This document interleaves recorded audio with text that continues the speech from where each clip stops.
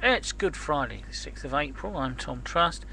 Some results of an Open Europe poll. 75% of Europeans want a referendum on any new treaty which gives more powers to the EU.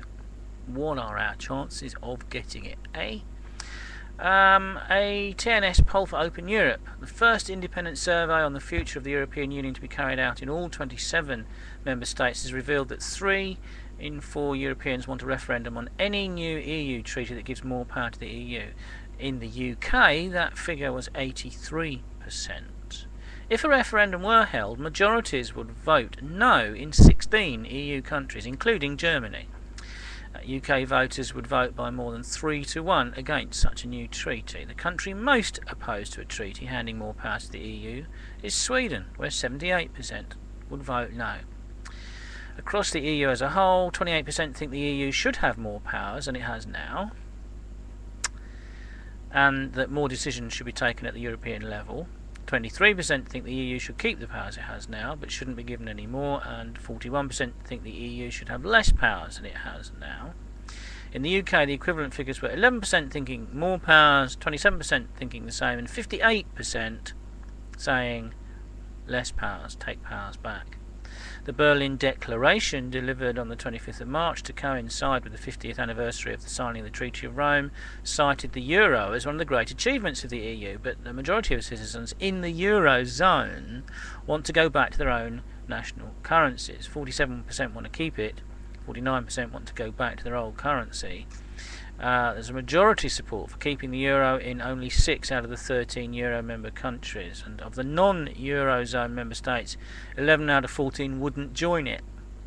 Only Romania, Denmark and Malta would vote to join. Denmark, interesting one that, because they've traditionally been particularly anti-EU, it seems to me. Opposition to euro membership in the UK is at the moment 77%. 77% against. Looking at how the EU should change across the EU as a whole, voters' top priorities were to establish clear, fixed limits on the powers of the EU, and in the UK the voters' top priority is to turn the EU into just a simple free trade area without political aims. Isn't that what people were told they were voting for back in 1975? Now, of course, these polls are just to take samples, but I don't think there has been a poll, certainly in the UK, in recent years that shows a majority in favour of anything the EU does.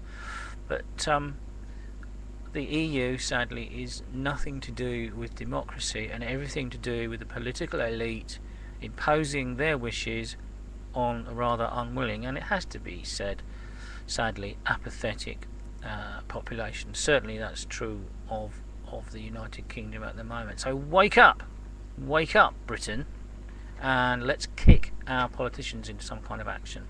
If you vote Labour, if you vote Liberal Democrat, if you vote Conservative, then you are voting to stay in the EU as it is currently formatted. You can't change it from within, not one country amongst 27.